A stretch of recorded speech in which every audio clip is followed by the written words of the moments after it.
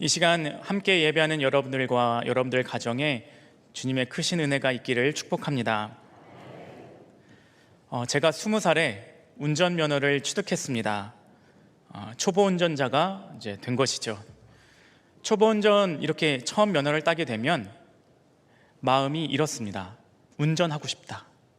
내가 운전을 못하는 건 잘 못하는 건 알지만 운전하고 싶다라는 마음이 대부분의 초보 운전자의 마음입니다. 그런데 생각을 해보시죠. 20살 갓 면허를 딴 사람한테 차 키를 맡길 사람이 몇이나 있을까요? 혹시 그런 제가 운전하는 차 여러분들 타고 싶으십니까? 네, 아마 거의 타고 싶지 않으실 겁니다. 그런데 초보 운전자가 어떻게 하면 이 차를 운전할 수 있고 어떻게 하면 숙달할 수 있을까 고민을 하던 때였습니다. 그러다 한 가지를 알게 되었습니다. 우리 부모님이 차 키를 주는 때가 있는데 차에 물건이 있어서 가져오라고 시킬 때, 그때 저에게 차 키를 준다는 사실을 깨달았습니다. 어느 날 어머니께서 말씀하셨습니다. 혁재야, 차에 두부가 있으니 두부를 좀 꺼내오렴. 그리고 차 키를 주셨습니다. 제 손에는 차 키가 있고 저는 이렇게 생각을 했습니다. 이때라 완전 범죄를 꿈꾸며 차에 시동을 걸었습니다. 한 바퀴를 쭉 돌고요, 차를 주차를 하려고 했습니다. 자, 차가 주차면이 이제 3칸이 있었는데 저희 차는 세 번째, 1, 2, 3, 세 번째 칸에 있었습니다. 주차를 딱 하고 났는데 보니까 어디에 있었을까요? 두 번째 칸에 있는 겁니다. 나는 세 번째 칸에 주차를 한다고 했는데 이거 보니까 두 번째 칸에 있는 거죠. 완전 범죄가 안 되잖아요. 이거 어떻게 하면 이 초보 운전자가 이 난관을 해결할 수 있을까? 고민과 고민을 하다 보니까 묘수가 떠올랐습니다. 저희 주차하는 곳 바로 건너편에, 바로 앞에 또다시 1, 2, 3면이 있는데 1, 2면은 차가 있고 3면은 비어 있는 거죠. 그래서 생각을 했습니다. 3면 쪽으로 머리를 이렇게 들이밀었다가 그대로 후진하면 완전 범죄가 되겠다라는 생각을 했습니다. 그리고 앞으로 슬슬 가기 시작했습니다. 이제 차가 멈출 때가 되었습니다. 브레이크를 밟는다고 밟는데 차가 안 멈추는 거죠. 생각했습니다. 내가 잘못 밟았나? 그리고서 오른발을 살포시 들어서 다른 페달을 냅다 밟았습니다. 어떤 일이 벌어졌을까요? 네, 여러분들이 아는 그 상황. 차가 벽을 향하여 그대로 들이받았습니다. 차가 본네트가 이렇게 차가 정상적이면 이 정도로 완전히 반이 접혔고요, 에어백은 터졌습니다. 에어백이 터질 정도로. 주차장에서 그런 사고 내기 쉽지 않습니다, 여러분. 에어백이 터지면 어떤 일이 벌어지냐면 하얀 가루가 막 날아다니더라고요. 그리고 제 귀 속에서는 삐 하는 소리가 계속 나는 겁니다. 자, 그때 여러분들은 저라면 어떤 생각을 하셨을 것 같습니까? 네, 아무 생각이 없을 것 같습니까? 저는 그때 이 생각을 했습니다. 나 이제 죽었다. 엄마가 심부름 시켜서 간 거였으니까 나 이제 엄마한테 죽었다, 이 생각만 나는 거죠. 그러면서 그 와중에 또 그거를 후진해가지고 또 3면에 갖다 놨어요. 네, 이제 대단한 사람입니다, 제가. 하여튼 그 차에 있는 두부를 가지고 집으로 갔습니다. 집에 현관을 들어서자마자 두부를 던지며 어머니께 말씀을 드렸습니다. 엄마, 큰일 났어. 그러면서 이제 넘어진 거죠. 어머니께서 놀랐을까요? 아주 놀랐을까요? 아주 놀라셨습니다. 그리고서 이제 차를 보고 왔는데 어머니께서 말을 하지 않으시더라고요. 제가 그때 깨달았습니다. 사고를 치려면 작게 치지 말고 크게 쳐야 된다. 크게 치니까 아무 말씀 안 하시더라고요. 아무튼 저는 이제 막 심란한 겁니다. 귀에선 계속 소리 나지, 목은 뻐근하지, 차는 이제 완전히 접혔지. 드는 생각은 계속 그거죠. 이제 죽었다, 이제 어떡하지? 이런 생각을 하고 있었습니다. 아버지께서 오셨습니다. 아버지께서는 뭐라고 하셨을까요? 저에게 이렇게 얘기를 해주셨습니다. 괜찮아. 이럴 때 쓰려고 자동차 보험 든 거야. 괜찮아. 이럴 때 쓰려고 자동차 보험 들어둔 거야. 저는 이 세상의 어떤 복음보다 아버지 그 말이 저에게 아직까지도 제일 큰 위로의 말이었습니다. 그 한마디, 괜찮아. 이럴 때 쓰려고 자동차 보험 들어둔 거야. 이 한마디가 저에게 있어서 이제 죽었다 라고 하는 걱정에서 평안함으로 바뀌게 해주는 말이었습니다. 여러분들은 혹시 여러분들이 다른 사람들을 받아주시고 용서해 주신 경험이 있으십니까? 아니면 반대로 다른 사람이 여러분들을 받아주시고 용서해 주신 경험이 있으십니까? 용납이라고 하는 단어는 이 뜻이 이렇습니다. 너그러운 마음으로 남의 말이나 행동을 받아들임. 그러니까 용납이라고 하는 단어는요, 어떤 것을 그대로 받아들여 주시고 주고 포용하는 것, 그것이 용납이라는 단어의 뜻입니다. 좀 전에 제가 사고를 통해서 말씀드렸듯이 저는 부모님의 용납을 통해서 나는 죽었다 에서 가장 큰 위로를 받은 사람, 가장 큰 위로를 받고 평안을 찾은 사람이 되었습니다. 이것이 바로 용납이 가진 힘입니다. 오늘 말씀의 제목은 나는 용납의 열매입니다 입니다. 우리 같이 한번 해볼까요? 나는 용납의 열매입니다. 오늘 이 말씀을 통해서 용납에 대해서 결단하시고 누리고 베푸시는 여러분과 제가 되기를 축복합니다. 우리가 이렇게 용납하며 살아야 된다는 것은 알지만 현실, 이 사회는 그렇지 않은 것 같습니다. 2017년도에 일어났던 일인데요, 그 아파트 외벽 페인트 칠 작업을 어떤 사람이 하고 있었습니다. 근데 일이 힘드니까 노동요처럼 노래를 틀어놨던 것 같습니다. 그런데 어떤 사람이 듣기에 이 노래가 너무 듣기 싫은 거죠.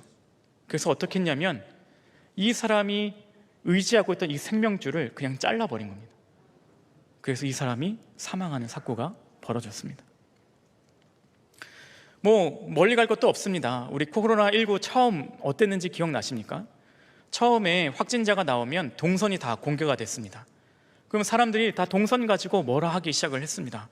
아니 이 시국에 누구를 만나고 누구랑 밥 먹는 게 말이 되느냐, 이렇게 돌아다녀도 되는 거냐, 이렇게 사람들이 질타하는 경우들이 많았습니다. 또 교회를 향해서는 어땠습니까? 교회를 향해서는 마치 이 교회가 모든 집단 발병의 원인인 것처럼 교회를 엄청나게 질타했던 경험들이 있지 않습니까? 사회가 이렇게 용납을 잃어버린 사회가 되어버렸습니다. 오늘 말씀은 우리가 바울이라고 부르는 사람이 사울이라는 이름으로 더 많이 불리던 시절의 이야기입니다. 이 다메섹 도상에서 예수님을 체험한 회심 이후의 이야기입니다. 자, 그 전까지 사울은 어떤 사람이었습니까? 예수 믿는 사람을 잡고 죽이고 고문하는 그런 사람이었습니다. 그 당시 사울은 자기가 생각하기에 옳은 대로 생각하는 사람이었습니다.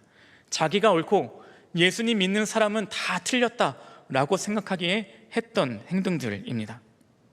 그런데 회심 후에 예수님이 하나님의 아들이다라고 증언하고 다닌다고 하니까 사람들이 이 사울을 믿을 수가 없는 거죠. 그래서 21절 말씀을 보면 이거 우리를 안심하게 하고 더 많은 사람들을 잡아들이려고 하는 속셈 아니냐라고 하는 의심 또한 당하게 됩니다. 이렇게 나라고 하는 기준을 가지고 살아가면 남을 받아들이기가 쉽지 않습니다. 보통 나만 옳다고 여기는 이 모습을 성경에서는 자기의라고 표현합니다. 나는 옳고 다른 사람은 틀렸다. 자기의를 가지고 살게 되면 용납이 점점 없어지게 되고 사랑과 용서, 화합, 이 모든 것들은 깨어지게 됩니다. 여러분과 제가 자기의를 가지고 나만 옳다고 하는 사람이 아니라 주님의 사랑으로 용납할 수 있는 믿음의 사람들이 되시기를 축복합니다. 그렇다면 이렇게 용납의 사람이 되기 위해서 우리가 무엇을 해야 할까요? 첫 번째로 나도 이미 용납받은 사람임을 기억하셔야만 합니다. 우리는 기도할 때마다 이렇게 기도합니다. 하나님, 죄를 용서하여 주시옵소서. 죽을 수밖에 없었던 제가 하나님의 자녀가 되었습니다. 이런 식으로 기도를 하게 됩니다. 이 기도의 의미는 무엇이냐면 주님께서 있는 그대로 우리를 받아주셨다라고 하는 내용을 내포하고 있는 것입니다. 어떤 목사님이 교회에 들어오게 되면 십자가들이 걸려 있잖아요.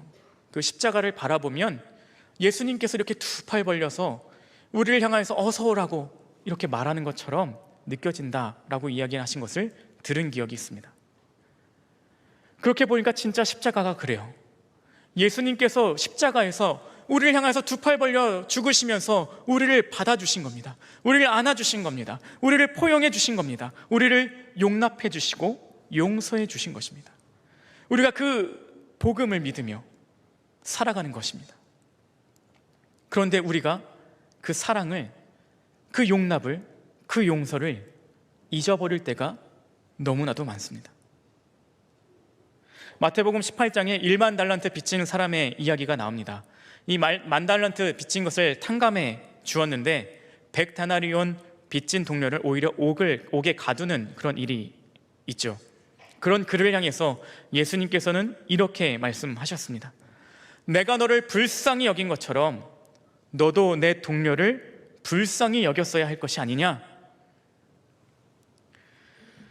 우리 교회 오기 전에 제가 시골에서 어렵게 단독 목회를 하고 있었습니다. 그때 참 지방의 목사님들로부터 많은 도움을 받았습니다.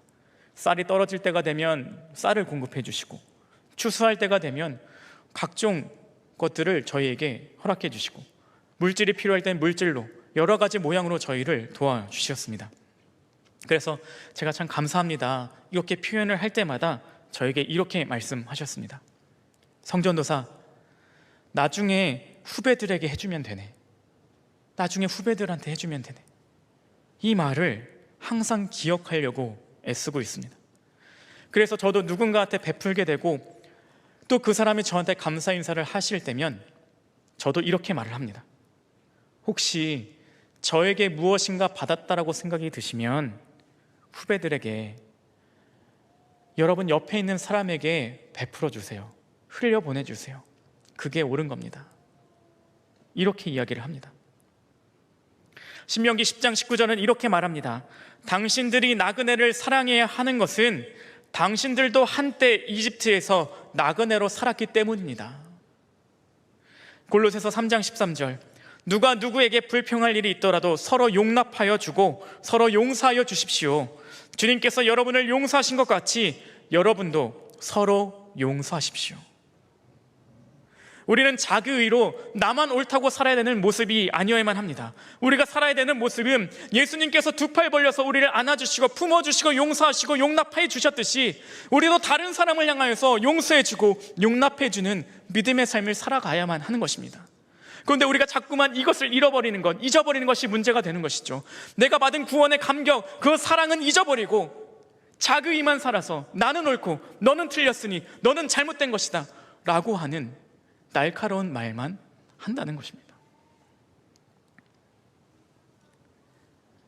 우리가 기억했으면 좋겠습니다. 나는 주님으로부터 용납받은 사람입니다. 나는 주님으로부터 용납받은 사람입니다. 나는 주님으로부터 이미 용납받은 사람입니다. 이 말씀을 기억하시면서 살아가시기를 축복합니다. 두 번째로 우리가 용납을 실천하기 위해서 기억해야 되는 것은 한 사람을 통하여 용납이 실천되면 놀라운 일들이 펼쳐진다는 것입니다. 사울이 다메섹 도상에서 예수님을 회심하고 예수님을 하나님의 아들이라고 전하는 사람이 되었습니다.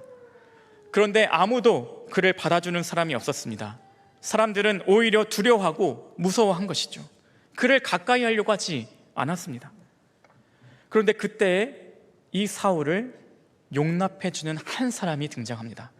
바로 바나바였습니다. 27절 말씀에, 그러나 바나바는 사울을 맞아들여 사도들에게로 데려가서 사울이 길에서 주님을 본 일과 주님께서 그에게 하신 말씀하신 일과 사울이 다마스쿠스에서 예수의 이름으로 담대히 말한 일을 그들에게 이야기해 주었다. 바나바는 사울을 맞아들였다라고 표현해 줍니다. 그리고 그를 위해서 변론해 줬습니다.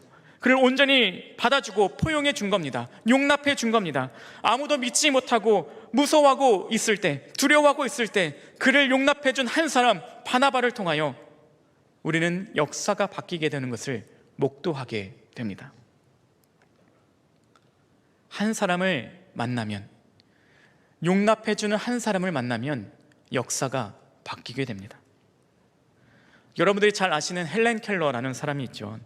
이 사람은 보지도 못하고 듣지도 못하고 말도 못하는 삼중고를 겪었던 사람입니다.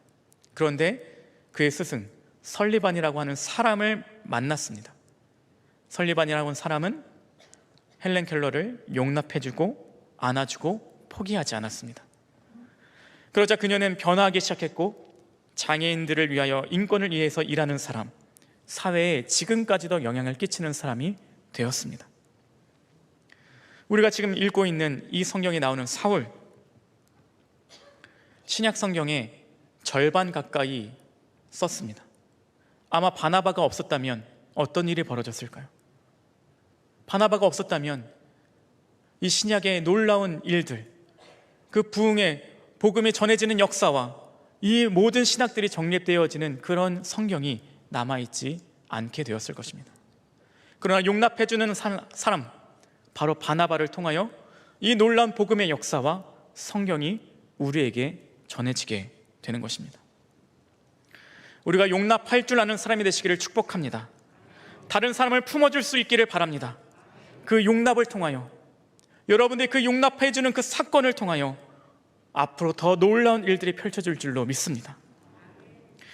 오늘 우리가 읽은 말씀 31절의 말씀이었는데요, 이 31절의 말씀을 세번역 버전으로 우리가 한 목소리로 같이 읽어봤으면 좋겠습니다.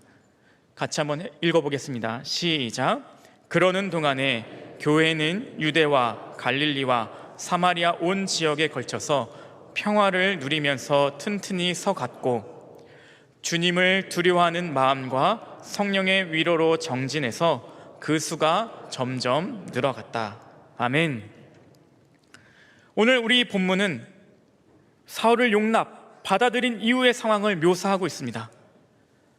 용납해주는 이 사건을 통하여 교회가 누린 이 혜택이 있었는데, 첫 번째는 평화를 누리면서 튼튼히 서갔다는 것입니다. 두 번째는 그 수가 점점 늘어가고 성령의 역사들을 경험했다는 것입니다. 초반에 말씀드렸듯이 자기 의는 나만 옳기 때문에 다른 사람들을 받아들여지지 않습니다. 늘 싸움을 동반할 수밖에 없습니다. 자, 여러분들에게 질문을 하죠. 자, 여러분들은 매주 싸우는 교회를 다니고 싶으십니까? 아니면 서로 용서해주고 용납해주고 사랑해주고 기도해주는, 그리고 날마다 수가 늘어나고 성령의 역사들을 경험하는 그런 교회를 다니고 싶으십니까? 어느 교회를 다니고 싶으세요? 네, 너무 길어서 말할 수 없는 이쪽 교회를 다니고 싶으시죠? 자, 또 하나 질문하죠. 자, 여러분들의 가정, 맨날 치고받고 싸우고 못 잡아먹어서 안달이고 네가 웬 수다라고 하는 그런 가정으로 살고 싶습니까? 아니면 날마다 서로 위하고 기도해주고 서로 말씀으로 하나 되려고 하고 하는 그런 가정에서 살고 싶으십니까? 뭔지 모르겠지만 일단 아멘하고 보시는 거죠. 보통 이쪽 교회죠. 이쪽 가정이죠. 아멘할 준비해 주세요. 우리 배다니 교회는 참 좋은 교회입니다. 더 좋은 교회가 될 줄로 믿습니다. 그러기 위해서는 우리에게 용납의 은혜가 있어야만 합니다. 용납의 은혜가 있을 때 이 31절의 은혜들을, 결과들을 우리가 누릴 수 있는 것입니다. 서로 맨날 싸우는 것이 아니라 하나 되어지고 서로 위에서 기도해주고 서로 하나가 되어지는 그 놀라운 부흥의 역사들을 경험하는 교회가 될 수 있는 것입니다. 우리의 가정도 마찬가지입니다. 서로 용납해주는 모습이 있어야 싸우는 가정이 아니라 서로 하나 되어주고 위해주고 기도해주는 믿음의 가정이 될 수 있습니다. 오늘 여러분과 저에게 이 용납의 은혜가 있기를 축복합니다. 우리 교회에 용납의 은혜가 있기를 축복합니다. 우리 가정에 용납의 은혜가 있기를 축복합니다. 여러분, 접시나 그릇 깨보신 적 있습니까? 접시나 그릇 깨보신 적? 자, 여러분들이 접시나 그릇을 깼습니다. 그럼 여러분들 주변에 있는 사람이 여러분을 향하여서 어떻게 말해주기를 원하십니까? 아마 대부분은 이럴 겁니다. 괜찮아, 괜찮아? 다친 데 없어? 뭐 이런 말을 듣고 싶으실 겁니다. 그런데 우리의 현실은 어떨까요? 또 깼냐? 뭐 그래서 집안 살림에 나만 하겠냐? 더 깨라 더 깨! 뭐 이런 얘기를 하지 않을까요? 저는 그런 이야기를 들으면 이런 생각을 하게 됩니다. 내가 그릇만도 못한가? 내가 접시만도 못한가? 라는 생각을 하게 됩니다.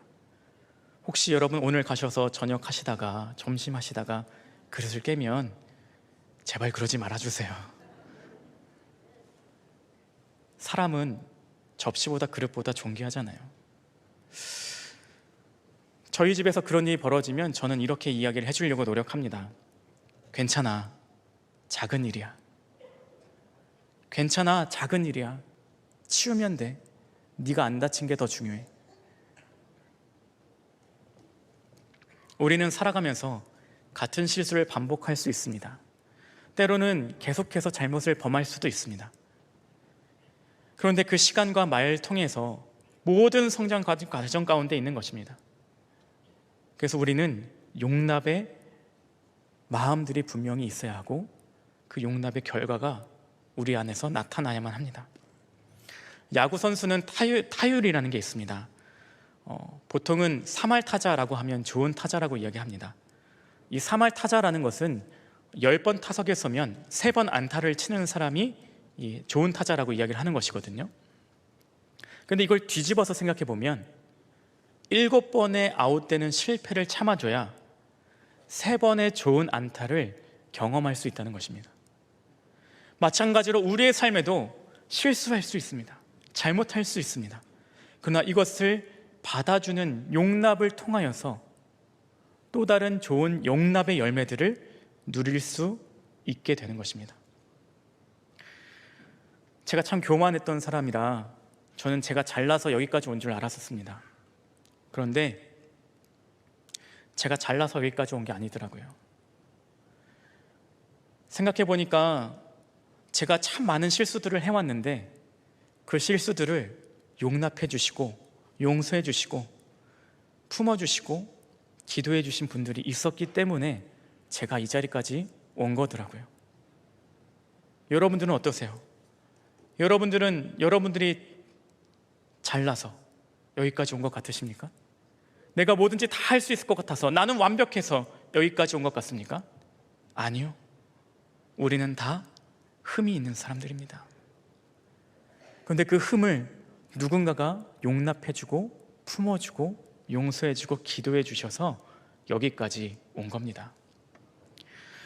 원래 오늘 설교 제목을 나는 누군가의 용납의 열매입니다 이렇게 정하려고 했었습니다. 그런데 너무 길어지다 보니까 누군가를 뺐거든요. 생각해 보니까 그렇지 않아요? 나는 누군가의 용납의 열매입니다. 나를 품어주고 용서해주고 함께 해줬던 사람이 있었기 때문에 내가 지금까지 있는 거더라고요. 나는 누군가의 용납의 열매입니다. 오늘 이 말씀을 기억하시면서 살아가시길 축복합니다. 31절처럼 용납의 결과가 우리의 삶에, 우리 가정의 삶에, 우리 교회에 넘치기를 축복합니다. 그래서 용납의 열매를 차고 넘치도록 누리는 여러분과 제가 되기를 주님의 이름으로 축원합니다. 기도하시겠습니다.